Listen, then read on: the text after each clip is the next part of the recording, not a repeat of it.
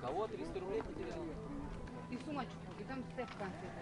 Ты вообще отличный человек. Потому что когда он успел поделать, сейчас я потеряла.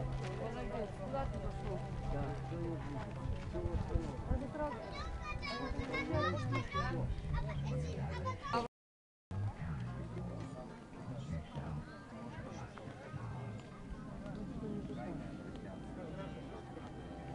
То есть это надо Давать право.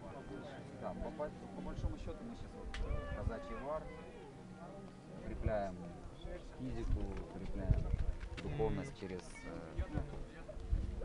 Ну а там дальше будет. А у них нет количества.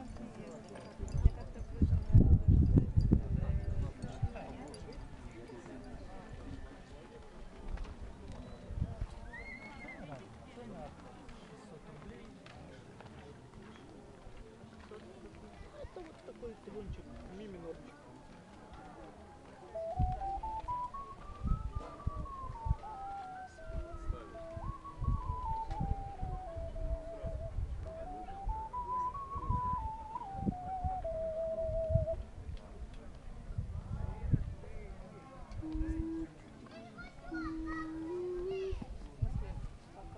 Их надо, в них надо дуть или стучать? Дуть? Как?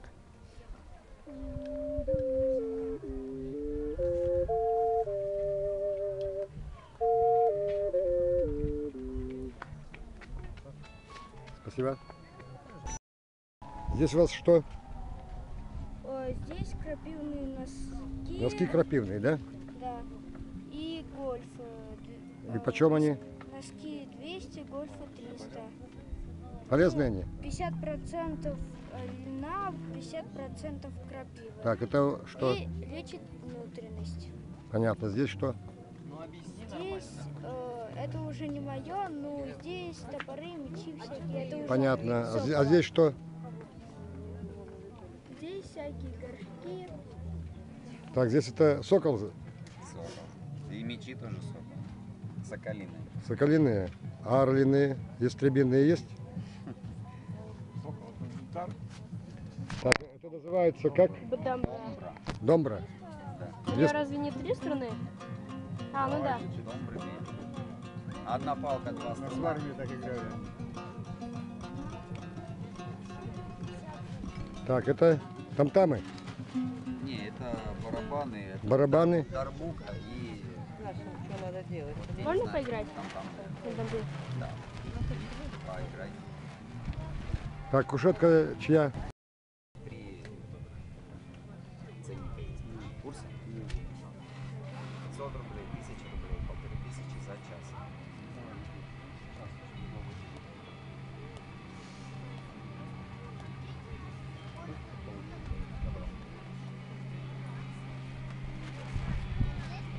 Это называется как еще они сделаны. А? Это называется как еще они сделаны. Это манжеты. Манжета. Вообще на самом деле очень Самодельные? много разных, да, много разных. Сейчас их делают и из кожи, и тканевые. Вот пока что вот эта конструкция одна из самых мягких. Но я уже на своем опыте езды по разным фестивалям пробовал некоторые кожаные манжеты, которые вполне достойны. Даже есть интереснее, чем Уразумел. ногу менять. Так, то, что я задаю вопросы, не мешает? Нет, мне вообще ничего не мешает пока. Ну, мне потом, может быть, будет это мешать, когда я буду именно в Когда самом я процессе. уже буду, да. Да, когда я буду в процессе Я с ним. вас тогда- уразумел и постараюсь выполнить ваши рекомендации все. Потому что там есть моменты, я как бы Нет, первый раз, ты там, может, вопросы и будешь задавать, я просто на них отвечать не буду. когда надо расслабиться. Потому что я буду с человеком в общении. Тут, когда тянешь на правиле, очень главное чувствовать человека, с которого ты тянешь. Потому что если ты будешь это делать как по методичке, ну это, скорее всего, ты кого-то можешь покалечить. как массаж. Когда массаж делаешь, ты как подключаешься к человеку и начинаешь чувствовать, где ему надо. В канале находится. Ну да, можно и так сказать. Хорошо.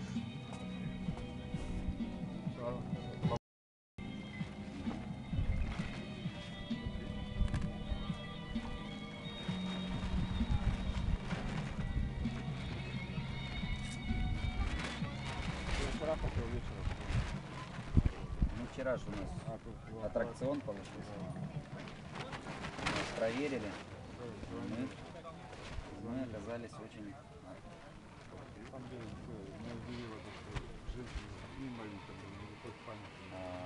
руки жесткие. Одевается на манжеты. Там пучки.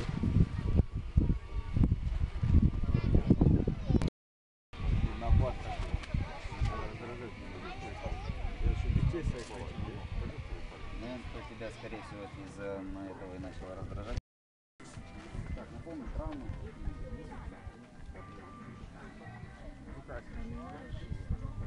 Левая.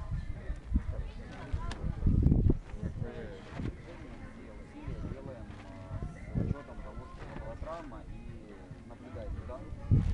Если будут неприятные ощущения, то не передавливайся.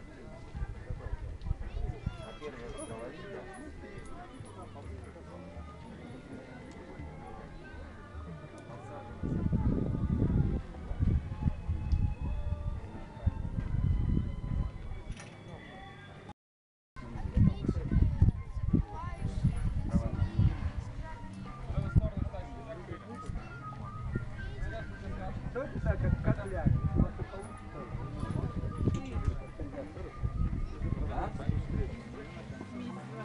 Я не издеваюсь, я не помогаю. Это не мое, это их. Честные носки. Какие честные? Отличные, чудесные носки. Чудесные носки. Согревают. Пробивные носки. Болячки. Носки 200, гольфы 300.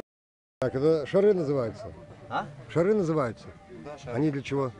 Во-первых, удобство хвата. Кисть широко раскрыта, соответственно, манжет, он не сползает на кисть и не начинает давить. Во-вторых, через стимуляцию кончиков пальцев восстанавливаются нейронные связи нейроны. Они из чего сделаны? А? Из чего сделаны? Из глины? Не, это не глина. Это специальные чудо-шары. Пока Чудо-шары. это Всё, что понял. я о них скажу. Так, как? Руки, ноги. Поехали.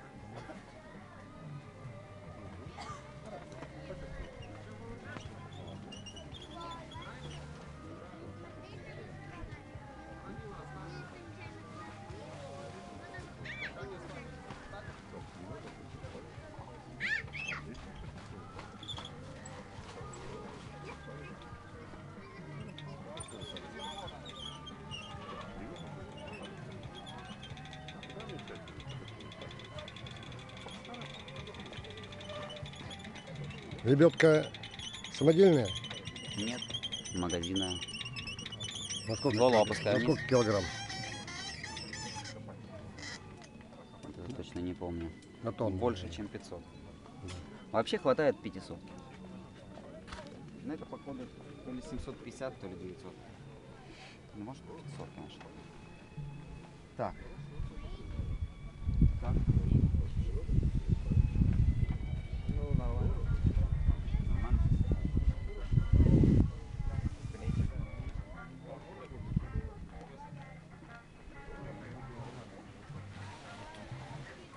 В манжетах? Да. Ну, это вот это вот. Пока никуда не денешься, тут надо.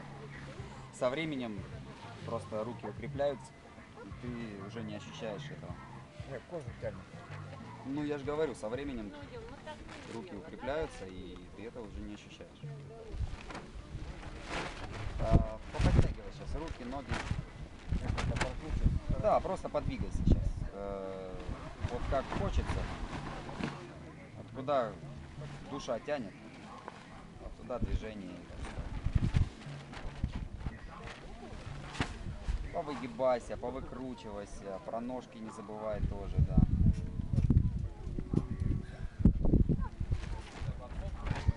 Такая легкая разминка.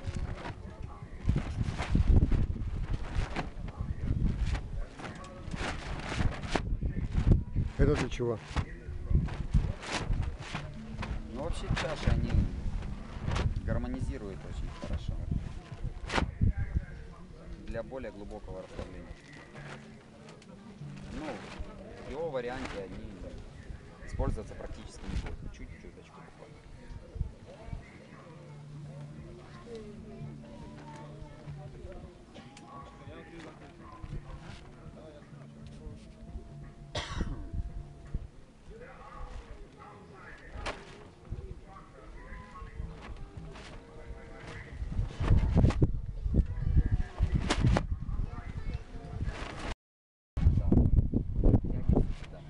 Голова тянется сюда, копчик тоже тянется в центр. Делаем это все на задержку внимания. Первый раз я считаю до 5. Старайся, чтобы корпус у тебя висел параллельно. Если ты начинаешь перекашиваться, то значит ты либо колени перестал сгибать, тазом начал попу поднимать, либо плечи вместо локтей ты начинаешь плечами поднимать. Это немножко не то. Надо локти и колено больше всего. Делаем вдох. Задержка. Собираемся. Центр. Кожа, вообще все. Мы полностью начинаем трансформироваться. То есть и дальше у нас мы встаем уже в состоянии трансформации. Если изначально вот был там от рождения до 70 лет, да, вот, ну, приблизительно срок, это мы там родились, чуть-чуть взрослели, где-то до 15 взрослели, а дальше у нас уже все, улучшение организма.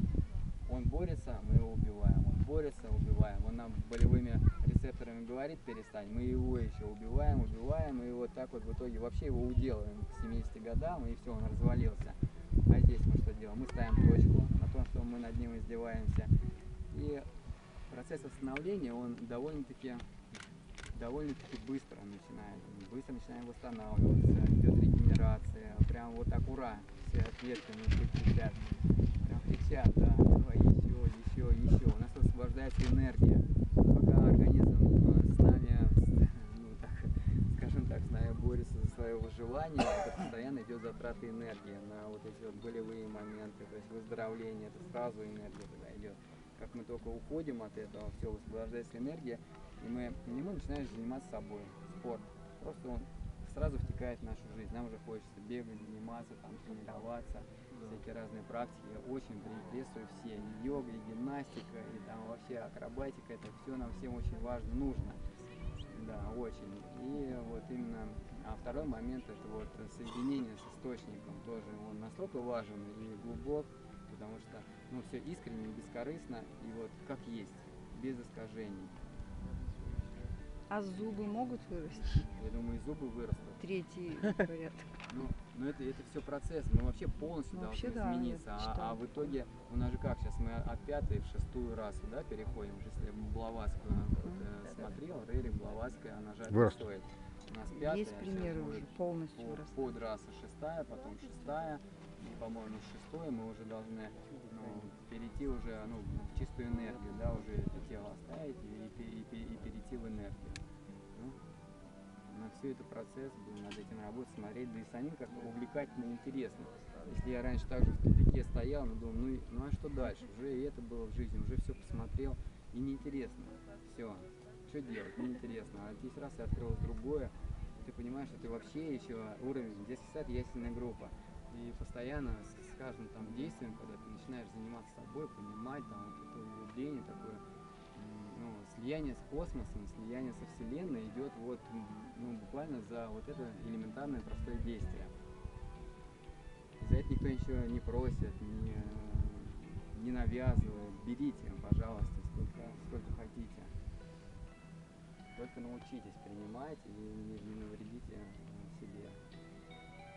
Вот так. Скажите, а через стекло на солнце, ну, через окно, если смотришь, какая-то польза есть или нет? Ну, если в автобусе едете, через стекло могу посмотреть. То есть воздействие все равно Да, происходит? конечно.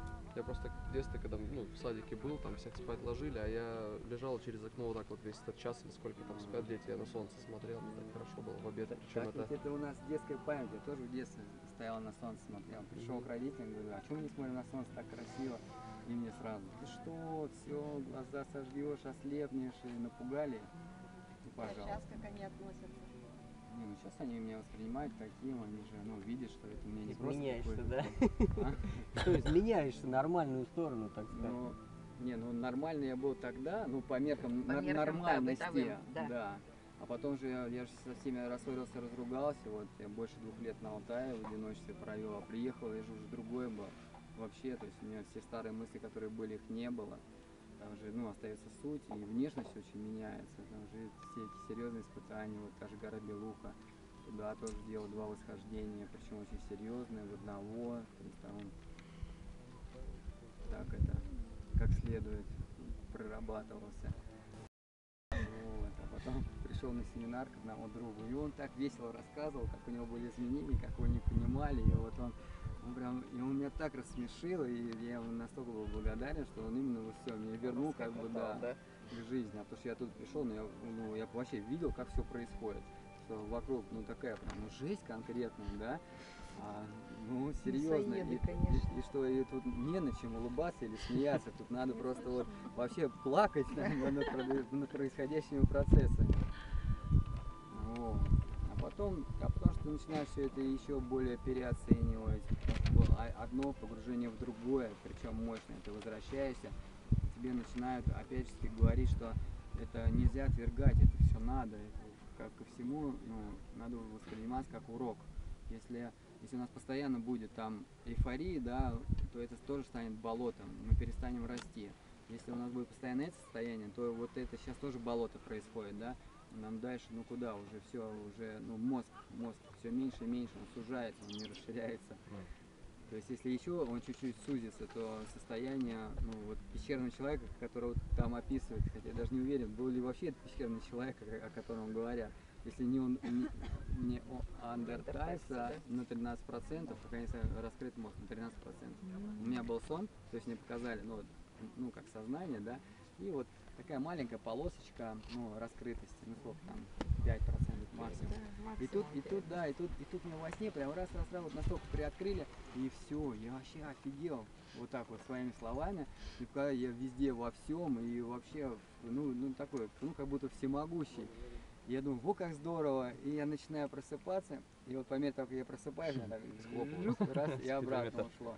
То есть показывает, к чему стремиться и какие достижения будут происходить. Да, интересно, на сколько процентов можно мозг раскрыть? На 100. На 100? Гранично же, да? Ну тогда мы будем богами, да?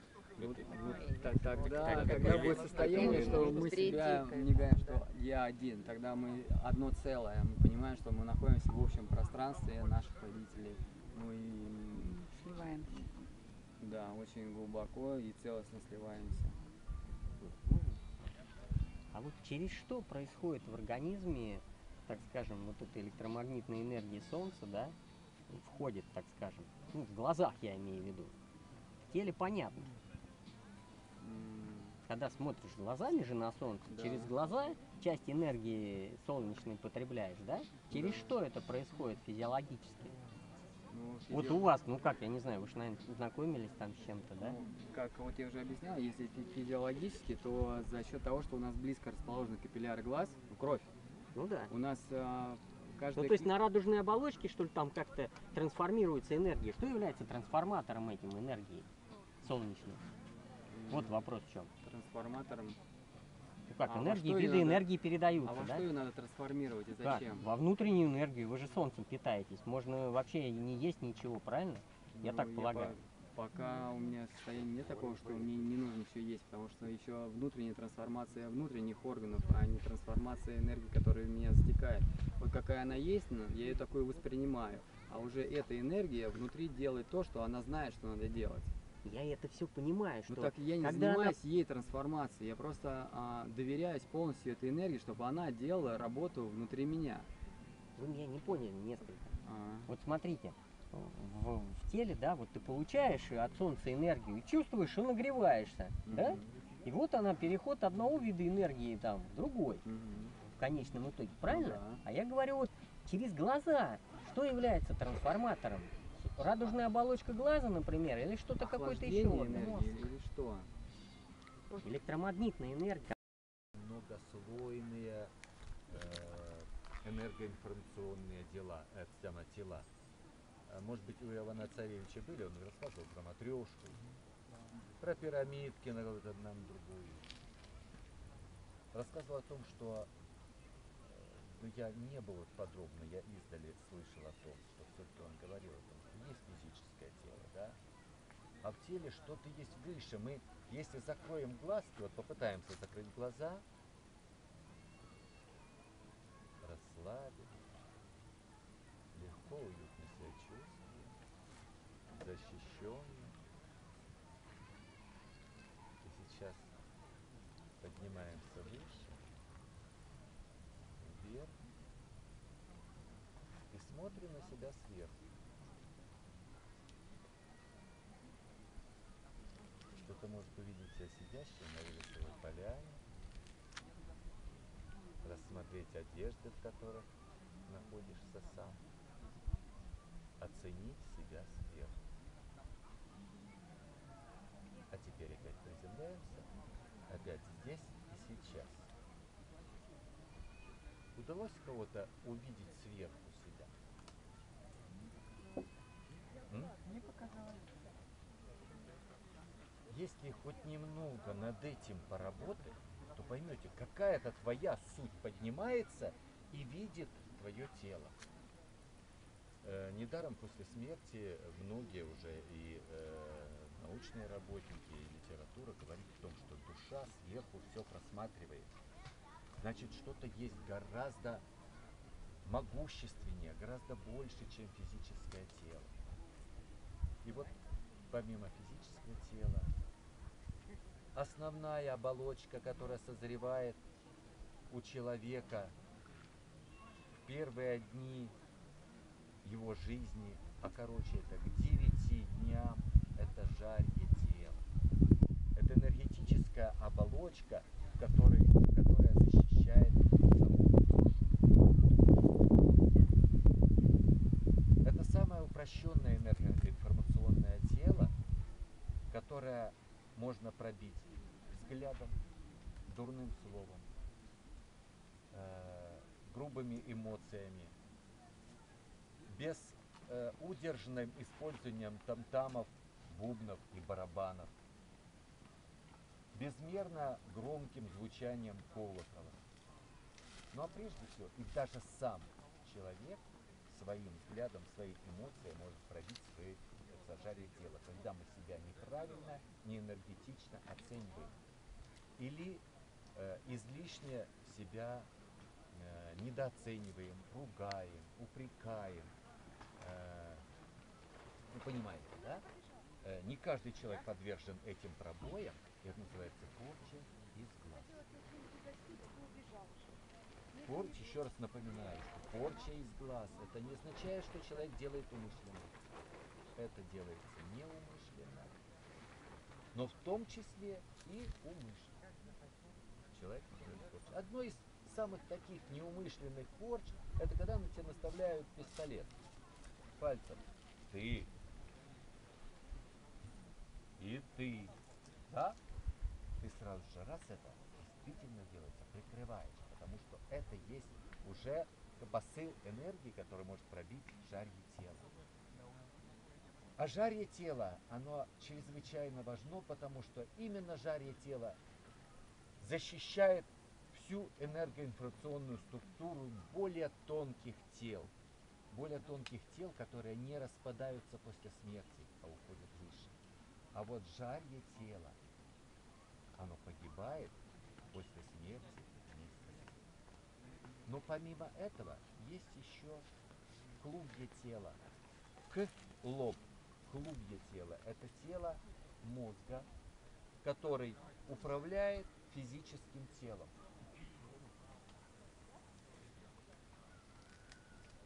Но мы иногда чувствуем, что нашим мозгом кто-то управляет, поэтому идут какие-то посылы, осознания, прочее. Есть, то есть что такое сознание? Что такое сознание? Сознание. Совместные знания с высшими силами. С космосом, будем называть это с Богом, сознание. Значит, есть еще сила какая-то еще более умная, которая тебя управляет. И эта сила иногда мы называем подсознание.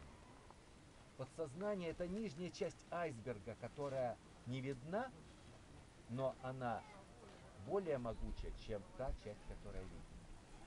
И помимо клубьего тела, тела ума, есть еще кармическое тело. Кармическое тело это то тело, которое, говорят, вот родился, ну и характер у него. Или, ну и передал батька тебе вот глазищи, такие-то да раз такие-то. То есть та карма, карма, которая накапливает в себе эмоции отрицательные, положительные, она, это энергоинформационная оболочка, которая также вмещается в этом жарьем теле. Жарье тела, основная часть, как говорят мудрецы, располагается на уровне рук.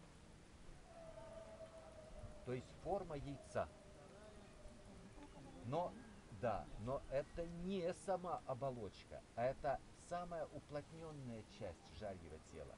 А так оно гораздо шире, либо гораздо уже. Может быть, вот которая фотоаура, да? Вот это Да, оно? вот это и есть жарье тело, вот это и есть защитная оболочка. Практически каждый человек нет идеальной ауры. И поэтому каждый человек нуждается в каком-то ладовании, в какой-то защите. Ребеночек пришел с гуляния, его напугала собака, матушка сразу же раз ручкой, сыночка, доченька, это самое, погладила. Сверху, не обязательно прикасаясь, она ладует вот это жарье тело, она даже не осознавая это делает. Потому как любая женщина, любой практически человек, через вот эти вот ладошечки несет энергию живы. Эта энергия живы ладует это энергетическое жарье тела. Так Когда человек умирает, тело физическое, а на третий день почему-то собираются родственники, поминают, идут на кладбище. Есть какое-то понимание? Жарье тело умирает.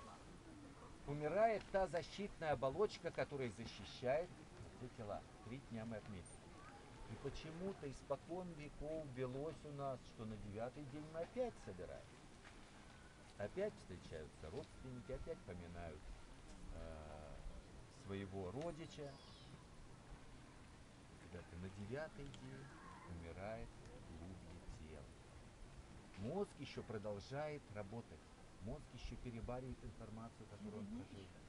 Да, клетки мозга продолжают работать. И вот тело ума, физически он погибает, но тело ума, сам ум, еще как энергетическое информационное тело, еще продолжает существовать. И только на 40-й день умирает кармическое тело. Тело эмоций, тело боли. То есть тело, разлагающееся, оно еще может чувствовать боль, чувствовать какие-то эмоции, какие-то еще это самое. Не все клетки отмирают в физическом теле на 40-й день. Тело умерло, но говорят, что до года надо еще поминать предка своего. А вот почему в год? Вроде бы все уже умерло, все разложилось.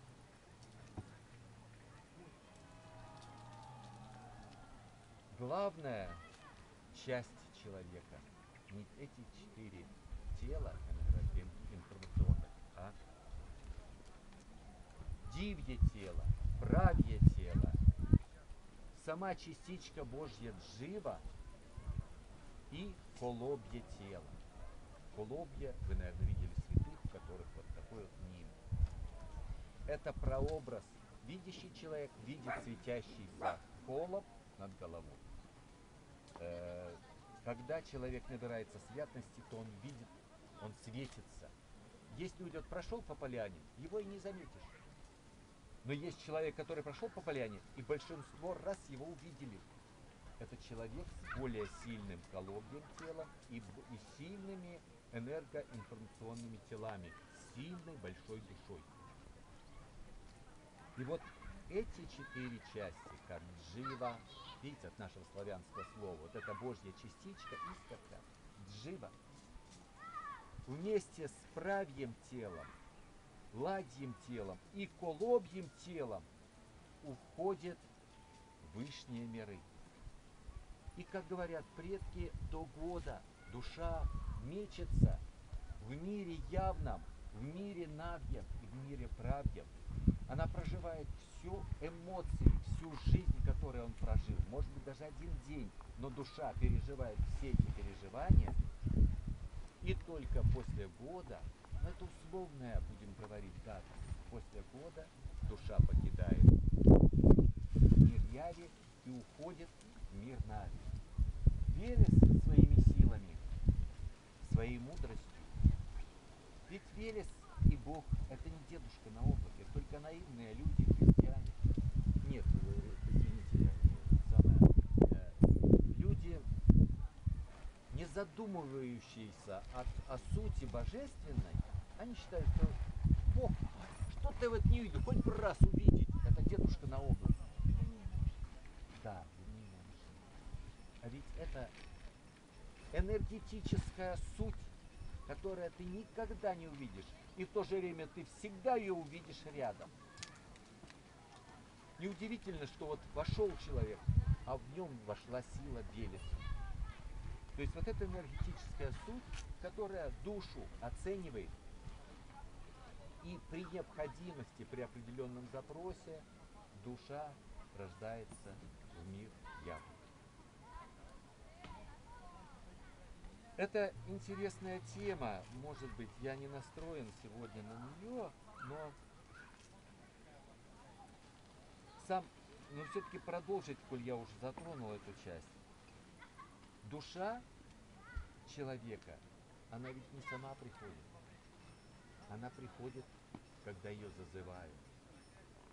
И самая достойная душа твоего рода возвращается в твой род, когда ты зазываешь их за 9 месяцев, за 40 дней, за 9 дней, за 3 дня. И только на день, когда ты зазвал душу, можно зачинать ребенка.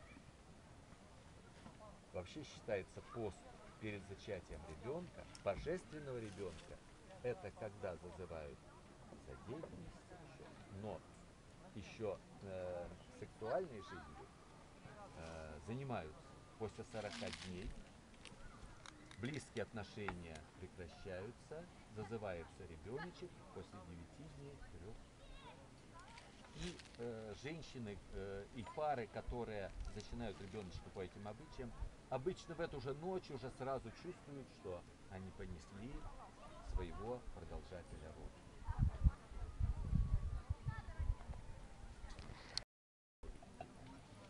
Людей противоположного пола, которые зазывают кого-то душу своих предков. Это встречается обычно в природе. Разжигают огонь, создают портал с богами, с предками. Ведь огонь это не так просто, что плазма, да и все. Суп сварили.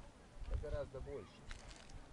Создают определенный портал, общаясь с предками, посылают посыл свой, что мы зазываем душу, мы хотим ребеночка. Это не обязательно нужно читать какие-то молитвы. Это нужно войти в такую близость, доверительную отношение мужа и жены, чтобы вот свободно об этом говорить, не стесняясь, что мы зазываем душу. Хорошо, если мы знаем какого-то предка. И эту душу зазываем. То есть вероятность получить именно душу, благостную душу, гармоничную, гораздо больше, чем мы просто спонтанно начинаем работать. Потом точно так же, может быть, даже делаешь определенный алтарь дома, возле свечи, в уютной доверительной обстановке, опять зазывается. Все понятно. Итак, вот, хоп, хоп. Теперь, смотрите, получается, за счет моего приседа, да? За счет моего приседа, вот, и моего хорошего равновесного состояния, да, я приседаю, видите, точка, она уходит под углом вниз, под 45 градусов. Вот, и поэтому он, плюс дополнительно, под 45 градусов вот так уходит коленочки, он выходит из равновесия. Вставай. Вставай. То есть будет выглядеть вот так вот. Вы расстояние выбираете. Раз, шагнули. Мацаем. Еще разок. В другую сторону. Так вот. С другой стороны. Вот вы идете. Раз, два. Хоп. А я ему, ты чё, еще пытаюсь что-то. Раз. Все, пробуем. Ну, покажи на мне. Раз. Вот, это два. Пошли вперед. Вот здесь смотрите, момент какой. Вот в таком положении коленочки его держите. Если это мальчик, значит вы сюда его. И дальше потом. Если девочка, то это добитие.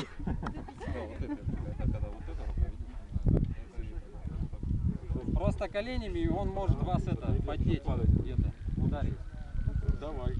Расположитесь так, чтобы не мешать друг другу. Не, дергать не будет. Типа вот так? Давай.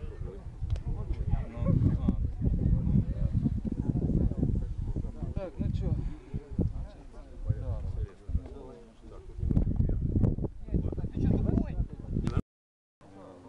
Вот.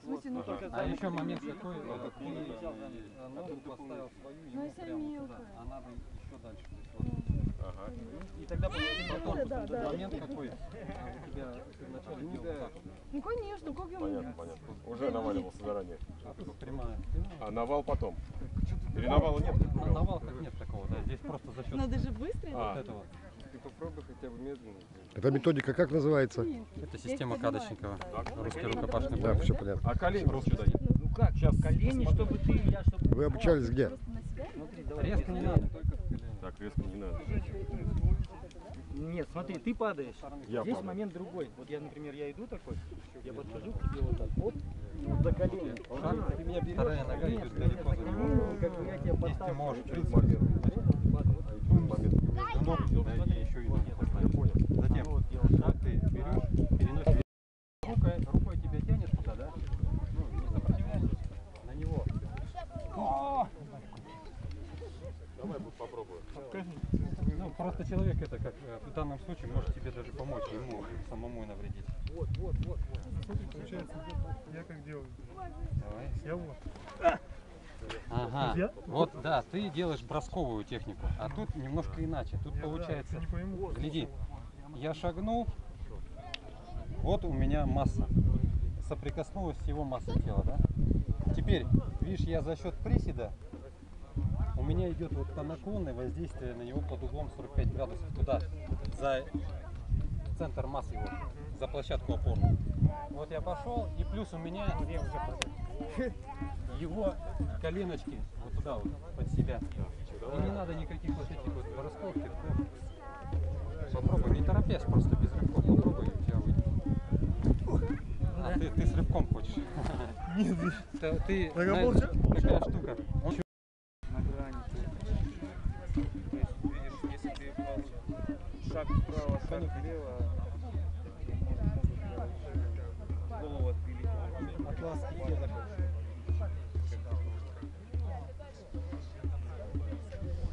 Вот это Кто-нибудь время знает? Нет? Он же вяжет? Нет. Атлас.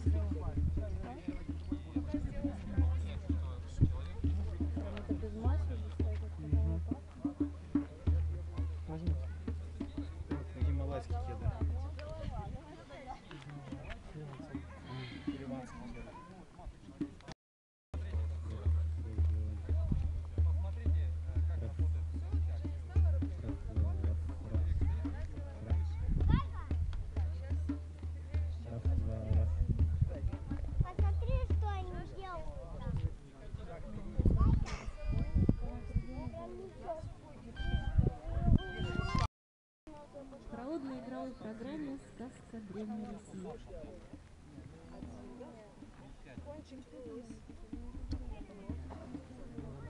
Очень приветствуется русская народная одежда, потому что вскоре, наверное, к нам подойдет Николай Падей снимать.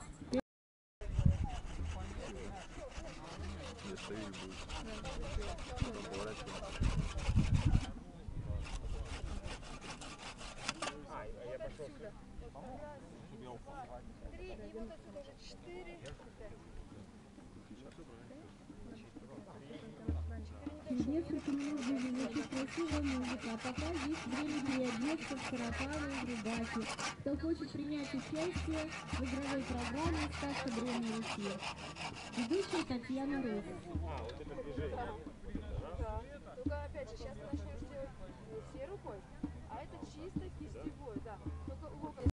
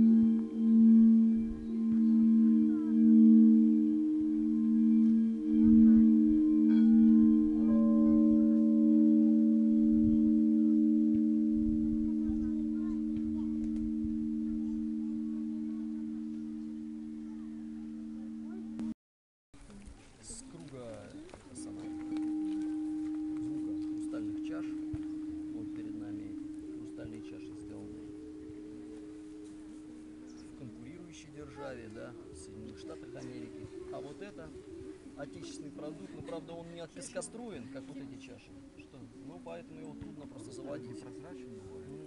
Ну да, это тоже на самом деле просто она пескоструен.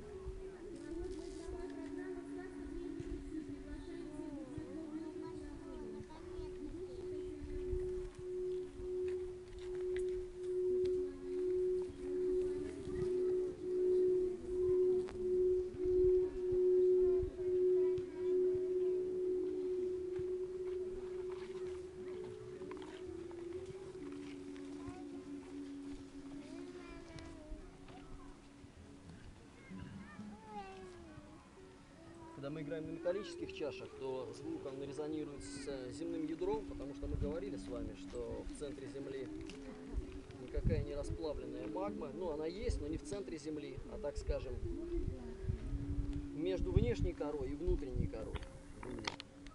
А в центре Земли вращается кристалл из железа, металлический кристалл. За счет его вращения вместе с самой Землей вокруг планеты вырабатывается электромагнитное поле, потенциал которого использовал русский ученый Николай Тесла в своих двигателях.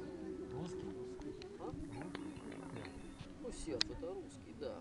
Сербское ясновидящее Ванга, потому что болгарский язык, ну, когда болгары говорят, все понятно, в общем. Это одна Это группа. специально кто-то создал или она сама такая Тесла построилась? же, что он мог? Электричество всю планету, да? Если и создал кто-то, то это существо, понятное дело. Этот, ну, то есть творцом наверняка создано таким образом, да, потому что кристалл огромный. Хотя, если учесть, что наши предки могли целые планеты, земли перемещать через врата и намерия в параллельную реальность, то, может, да, кто так мог и такой инженерный проект реализовать, как металлическое ядро. В традиции, так скажем, Рерихов, да, и Агни-йоги, он известен как планетарный логос. Собственно, за ним и охотятся космические пираты, да, но мы об этом говорили. Поэтому, играя на металлических чашах, мы через звук соединяемся с ядром Земли, имеющим металлическую природу. Играя на хрустальных кварцевых чашах, мы соединяемся с корой Земли, имеющую соответствующую структуру. Наша Земля кристаллическая планета, кора Земли, да, кремний. Вот из такого кремния лет, наверное, 15 назад были впервые созданы, было видение, да, шаманам Северной Америки, индейцам, о том, что новая эпоха и новая Земля, она станет возможным, но этот процесс надо поддержать, и так родились, так называют, инструменты 21 века, хрустальные чаши, вот, которые вы сейчас слышали, да, и в июне месяце наш соотечественник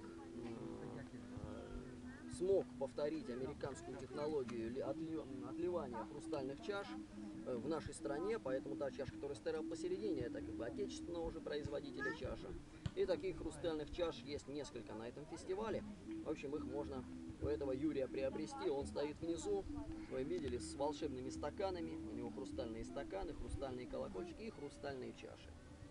Это в качестве, так скажем, настройки мы использовали чаши, ну и в качестве рекламы доброго, хорошего человека.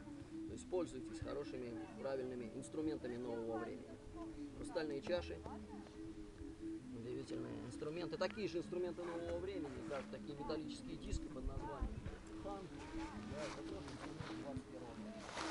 Хорошо, по поводу науки времени. Сегодня нам надо сориентироваться. Григорианская дата рождения. Ой, рождение. Это вчера было рождение, да, у человечка. А у нас вчера произошло чрезвычайное происшествие, да?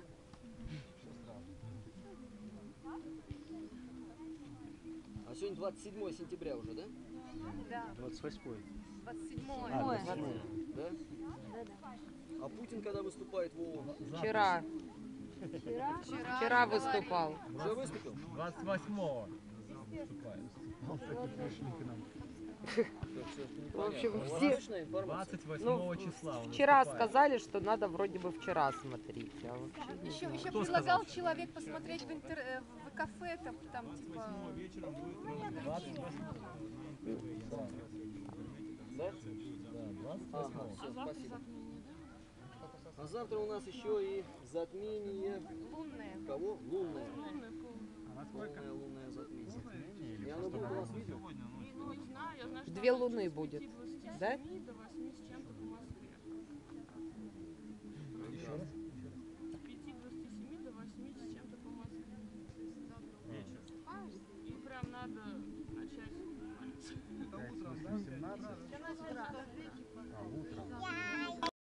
И здесь написано, что сегодня праздник. День глухонемых. А также сегодня день машиностроителя. Международный день туризма. Прекрасно. Вот это зрение. Луна Я просто знаю. из рыб переходит в Овна. И завтра, когда Луна утвердится в Овне, она встанет в противофазе к Солнцу, находящемуся сейчас в Весах, да, насколько я вижу. И эти противоположные знаки зодиака, это значит, картина будет следующая. Солнце относительно Земли. Вокруг Земли имеется пояс, по которому ходят все планеты. Да? Все Земли и Солнце тоже. Потому что наша Солнечная система, она плоская, как блин. И вокруг Солнца все планеты вращаются в одной и той же плоскости. Поэтому и глядя с Земли, Солнце и остальные планеты тоже вращаются в одной и той же плоскости. И эта плоскость в качестве проекции на звездное небо называется эклиптика. Поэтому на этой эклиптике мы выделяли по привычной нам системе 12 созвездий зодиака и весы, и Овен. И сейчас, глядя с Земли, мы видим, что Луна в Овне, вот здесь вот, 1/12 Овен. А Солнце в Тельце. И завтра Луна станет так ровно, что Земля окажется ровно посередине, на одной линии между Солнцем и Луной. То есть Солнце, Земля и Луна выстроятся в одну линию. Это и называется лунное затмение. В таком случае Солнце светит, и тень от Земли закроет собой Луну. Ну, на какое-то количество времени. Там, на час, может быть. Да? Солнечное затмение, оно бывает несколько минут, не более. Да? А лунное затмение может длиться там и пару часов, может длиться лунное затмение. Таким образом, да, звезды встали в позицию, когда надо сказать правду. Потому что мир этого ждет, и все понимают о том, что происходит в мире. Разгорание мировой войны, третьей, горячей, да? И что создается этот ИГИЛ. Ну, в общем, послушаем завтра нашего национального лидера по совместительству президента. Что он скажет, как он это озвучит на мировой арене. Да? Здесь мы действительно только можем за это дело молиться. День глухонемых машиностроителя 27 сентября. По даорийскому круголету числа Бога. День, сутки с 26 числа с 7 вечера по 27 сентября. Это 5-я Рамхата. И сегодня в 7 часов вечера начнется 6-я Рамхата. И здесь написано так: праздник урожая. Солнце при этом в чертоге Рамхата. Поэтому, в принципе, вот здесь вот над Рамхатом, для удобного перевода в западную астрологию, можно нарисовать что? Весы, да? И таким образом 12 знаков зодиака будут каждый вмещать в себя чуть больше чертога. Чертогов 16, а знаков зодиака 12. Хорошо. Так мы поставили сегодняшнюю дату. Также мы смотрим, что сегодня вторник. А вторник, как нам известно, это чакра 2 снизу. Цвет красный.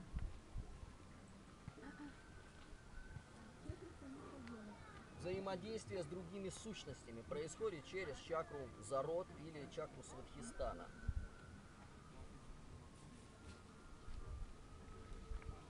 — 27 сентября. По священному календарю майя сегодня день называется День Красной Галактической Земли Целостности. И завтра здесь снова мы видим полнолуние, конечно же. А вот вчерашний день, связанный с рождением человека, да, и нам радостно, что руководитель такого нашего фестиваля, да, является, значит, талантливым во всем человеком, да, и может других людей в мир принимать. Это большое счастье. Участвовать в 10-м юбилейном фестивале восхождения Вчерашний день он отмечен ясным знаком Пакальватана, об этом мы скажем попозже. И также вчерашний день, это день был, когда открываются врата между мирами. Называется портал галактической активации. Периодически бывают такие дни, эта тема еще новая, мы еще не рассматривали. А день, который был вчера, назывался «Желтый резонансный воин сонастройки». Качества вчерашнего дня были такие, бесстрашие. Поэтому, когда у нас буквально не хватило несколько минут, чтобы раскрыть тему затмений, вот, и нам пришлось эвакуироваться, мы эти качества в себе развивали. Да? Вчерашний день, день бесстрашия желтого воина. У меня, значит, соответственно, в одной руке находится звездный календарь, круголет числа Бога, плюс Калиды-Дар. И это есть в совокупности славяно-арийская наука о времени. В другой у меня руке, соответственно, солнечно-лунный календарь, который мы вчера определили, календарь 13 лун по 28 дней. И также он был у наших предков, известен был как календарь периода 3 лун. Время 3 лун 143 тысячи лет назад, когда от разрушенной спутника Земли Сварога или Деи, сама Земля Деи с помощью высококлассной инженерии нашими предками была перемещена через врата иномирии в параллельную реальность. А ядерный заряд, который ракшасы или демоны бомбануть хотели Землю Сварога, с Лютицией, у них было воинство так, было создано зеркало и ударной волной, в общем, этот заряд отразился обратно, и Лютиция была разрушена своим собственным оружием. Так об этом повествуют славяно-арийские веды о происхождении пояса астероидов. Долгое время, примерно 10 тысяч лет, наряду с поясом астероидов, который образовался между 4-й орбитой Арея, Марса, и 6-й орбитой Юпитера, Перуна, там находилась среди пояса астероидов, летала одинокая луна Фатта, которую затем наши предки, в соответствии с определенным божественным замыслом, переместили с помощью, опять же, космической инженерии и запустили 3-й луной вокруг нашей Мидгард-Земли с частотой 13 суток. Таким образом, кроме луны Лели, с 7-дневным циклом, вращающейся вокруг Земли, и кроме луны Месяца, за 28 дней делающий оборот вокруг Земли, вокруг нашей Земли стала вращаться луна Фата. Таким образом, на какое-то время демоны успокоились, но через, опять же, промежуток времени, там несколько тысяч лет, опять наша звездная система была атакована. На этот раз был атакован Марс. Надо сказать, что в тот момент, когда Лютиция, спутник Земли Сварога, была разрушена своей собственной агрессией вместе со всем воинством Кощеев, с Марса, при этом взрыве Марс был близко к Лютиции. Люцифер, это мы знаем сейчас эту Лютицию. С Марса сдула часть атмосферы, и на Марсе уже тогда стало трудно дышать, жить. В каких-то областях Марса жизнь стала с трудом происходить. Затем была схватка за Марс, о которой мы вчера тоже говорили в прошлые разы с вами. О том, что к тому времени эволюция Марса достигла того, что на Земле, на Арея, было всего 2 страны. Гиперборея на севере со столицей в Элизиум городе. И на юге Марса огромное, царство Атлантиды со столицей в городе Атлантис. Но Кощеи, поссорить народы между собой, для них дело несложное. Да, мы говорили о том, что это существа, которые земли щелкают как орехи, которые завоевывают целые звездные системы.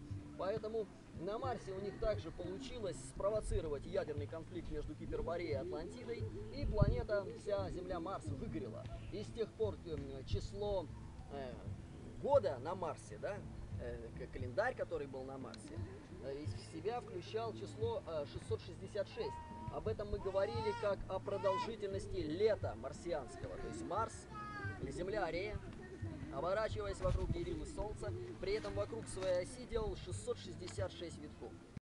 Имела. И пришлось, поступить на опережение. В то время Европа находилась совершенно под водой, совершенно другие очертания континентов было. Это было примерно 13 тысяч лет тому назад. И жрецу в нашей северной стране Даарии, на Северном полюсе был материк, о котором мы говорили, состоящий из 4 субконтинентов. В центре материка была гора под названием гора Меру. На этой горе стоял город Асгард, город богов. столица Арийской империи, столица Дарии. Вокруг этой горы Меру с городом Асгард, Дарийский, вращалось теплое течение. Северный Ледовитый океан тогда был пресным, теплым. И наши предки, обладающие магическими способностями, вообще цивилизация тогда шла не по технологическому пути. Да, мы говорили, существует два вида развития цивилизации. Цивилизация двух типов. Технократическая цивилизация и магическая цивилизация. Вот тогда вот эта наша магическая цивилизация, и погоду можно было держать теплую, да, даже над Северным полюсом, даже над Даарией. Теплое течение, вращавшееся вокруг макушки планеты, с горой Меру, из города Асгарда Арийский, вытекало, значит, 4 реки, разделяющие Даарию на 4 субконтинента: Рай, Хара, Туле и Свага, где проживали 4 рода святорасы, да, харийцы, дарийцы, святорусы и расены. В это время, значит, жрец по имени Спас в своем богослужении, да, выхватывает из хроник Макоши образ о том, что ракшасы или кощеи захватывают Луну Лелю, и в результате войны с кощеями, которые высадились на Луну и стали свои силы туда переправлять, этой Лелей было решено пожертвовать. И, в общем, эту жрецу по имени Спас показывается видение из будущего о том, что Леля разрывается на куски, взрывается просто спутник, и на Землю падает несколько осколков Лели, причем один из осколков падает в аккурат на Даарию, и Даария тонет. Жрец Спас, собирают они вечу всех 4 родов святорасы, и решено было, значит, эту информацию проверить, то есть не ждать погружения Даарии, да, а заблаговременно, как мы вчера с вами, не ждать взрыва, мало ли где что, это самое, да, а, как говорится, спасти самое главное, генофонд, спасти людей.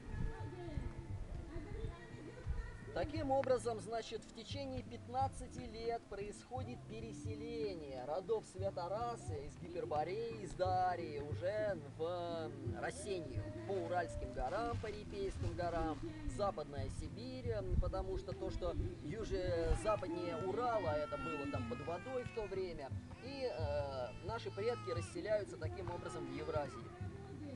Так об этом говорится в славяно-арийских ведах.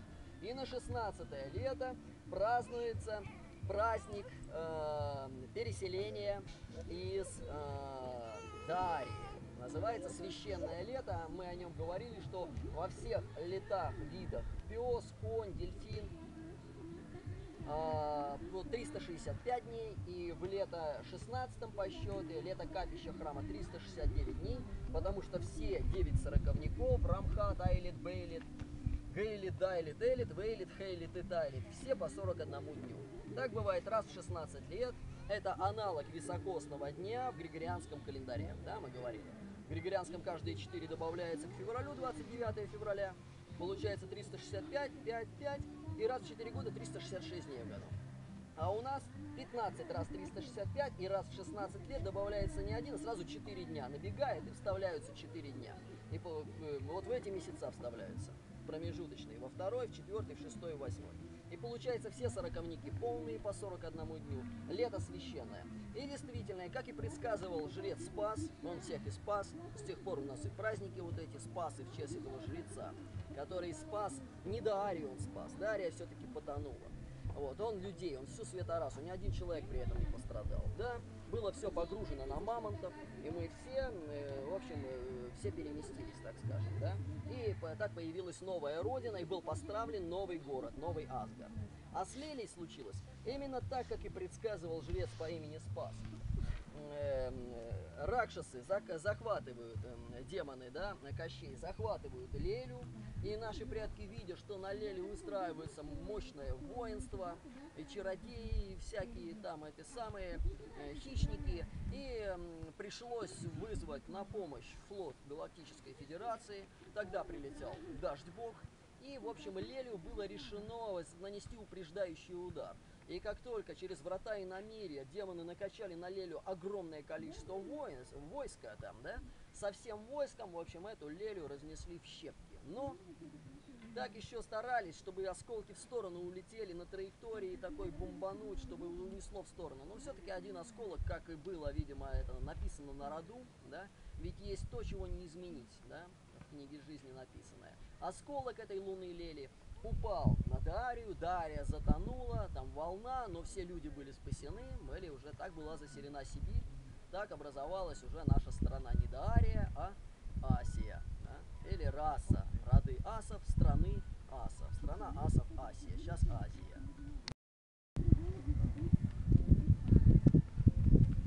Хорошо, значит, значит, появился праздник Пасхи, и на этот праздник люди празднуют, ну, как бы тут не то, что празднуют потопление родины Дарии, да, земной родины, конечно, не звездной, земной родины Дарии, вот, а то, что люди были спасены, да, силы были спасены, реликвии, все книги были вывезены, то есть Дария потонула, ну там уже ничего не было, все удалось спасти, благодаря вот этой дальновидности жреца по имени Спас. И в честь этого люди на Пасху, вот уже 112 тысяч лет уже почти бьют яйца друг от друга. То яйцо, которое разбилось, называют яйцом Кощея, и символизирует он разбитую луну Лелю. А та луна, то яйцо, которое остается целым, называют силой дождь Бога, и она символизирует нашу землю Мидгард, которую удалось спасти.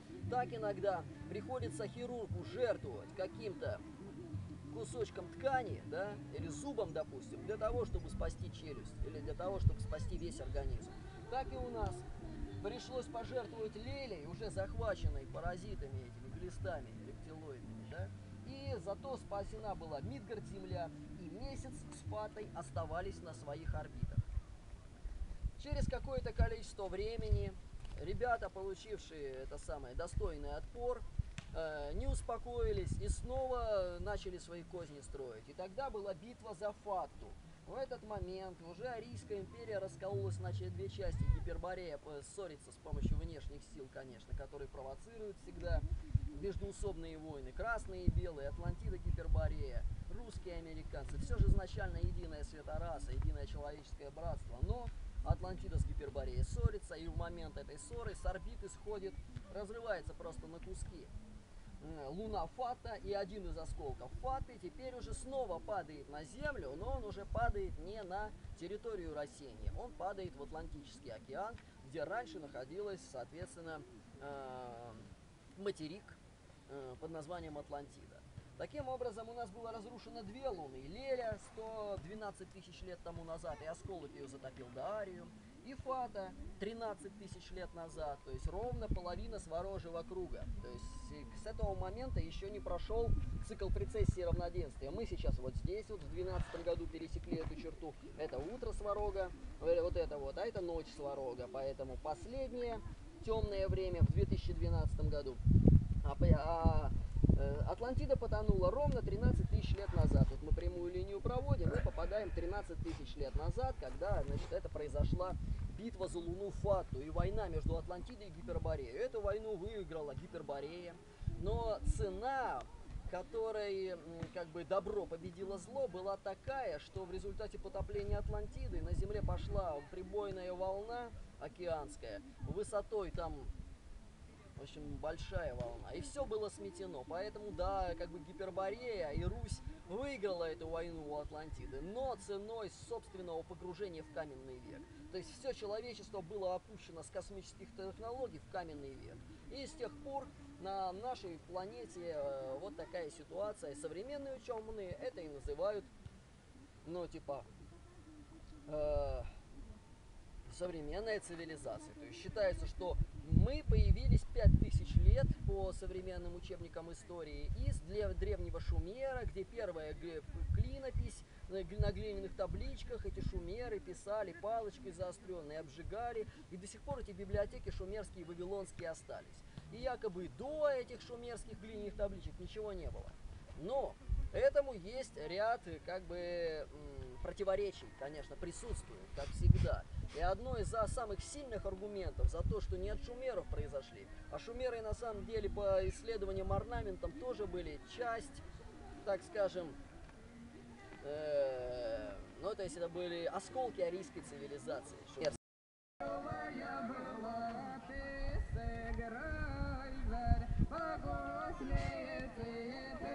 Сыграй за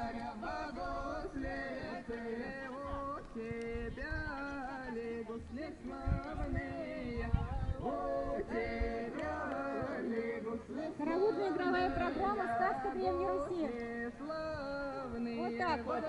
Неожиданно. За кругом делаем. За кругом. Добрый молодец за круг выходит.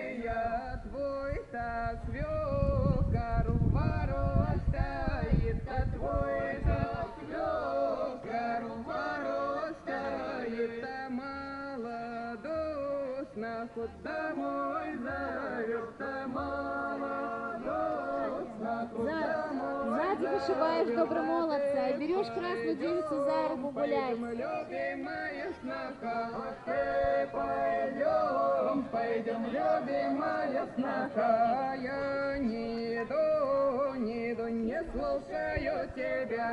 Я не иду, не слушаю тебя. А у нас Вот как он его. Вышибалы, которые играли в деревнях.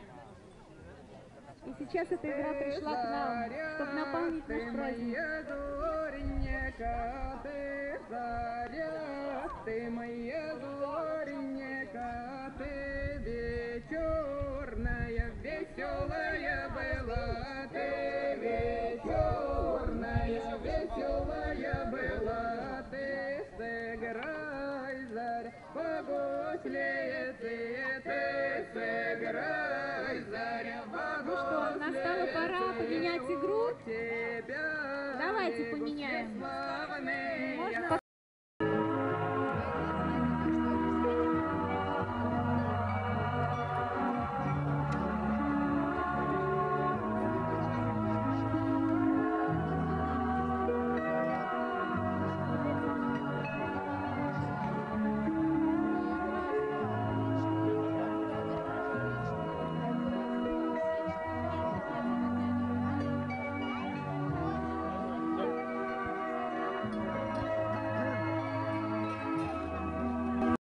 Давайте к нам.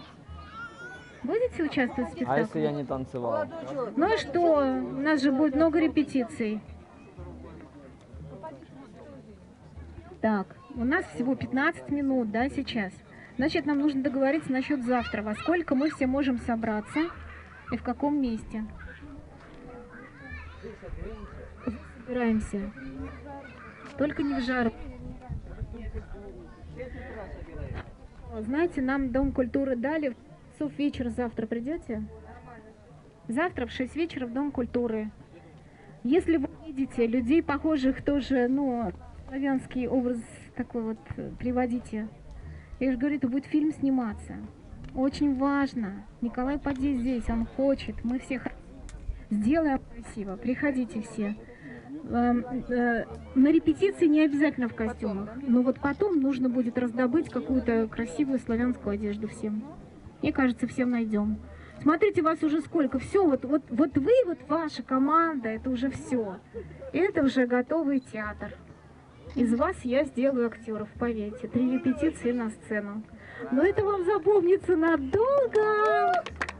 Все, вас поздравляю, вы все включены в труппу нашего театра, и вы все прошли кастинг. Вот. Да.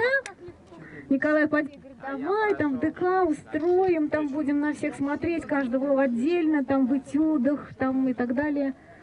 А я думаю, ладно, игры хоровода проведу, и тут все и прояснится. А самое главное, вот и ваше желание, вот внутри. Потому что все там строится на чувствах. Хорошо. Завтра в 6 всех встречаю в ДК. Пожалуйста, не опаздывайте. Вечера. Вечера. Все. Народу достаточно. Приходите.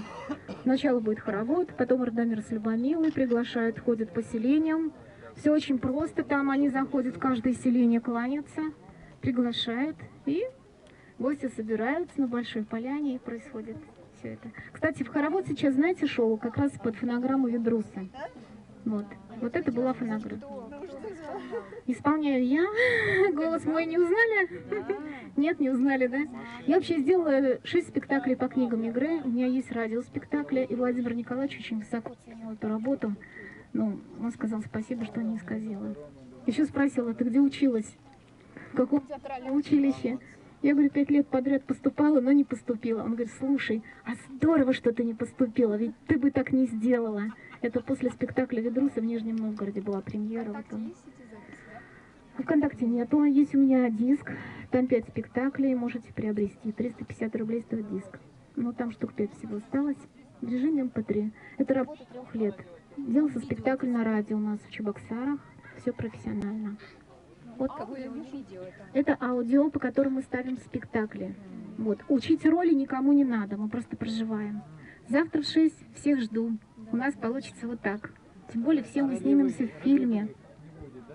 Так, у нас, значит, Радомир и Любомила. Ну вот я приглашаю, конечно, вот этого юношу, вот этого юношу и вот эту девушку. Вот. Ребята, как вам Радомир с Любомилой? Да? Пойдут? Вы согласны? Костюм, да? Ах, да не про костюм речь, это мы все найдем. У меня сарафанов полно, рубах тоже всех наряжу. Да что ты? Все. Вот эти у нас, да? Мы все утверждаем? Да. Вы знаете, вы поймите, что я, когда спектакль ставлю, я и режиссерскую мысль включаю во всех, потому что мы все смотрим и чувствуем. И это очень интересно. Не когда режиссер только диктует свою волю, когда все участвуют, как в школе Щетинина, лава работает, поток мысли, да, вот идет фонограмма, мы все включены.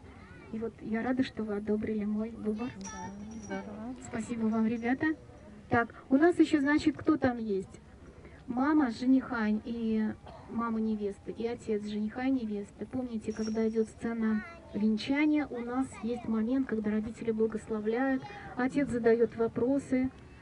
Кто ты? Да, помните, там очень важные разговоры, очень такие вот вселенские, можно сказать, необычные, не из нашего времени, не из того. Вот, поэтому у тебя же папа может твой играть папу. У тебя свой родной папа есть. Мамы нету. Но за маму, может быть, даже и я потяну, слушай. Тебе нужно найти маму и папу. В общем, среди вот всех мы будем выбирать. Ладно? Вот. Ну что, все? Завтра в 6 всех жду. Параллельно готовьте костюмчики. Смотрите, если вот мы примерно вот так все будем выглядеть, как это девица. Или мы будем все в сарафанах. Как вам, девушки? Лучше в таком, да, петрушком. Платье?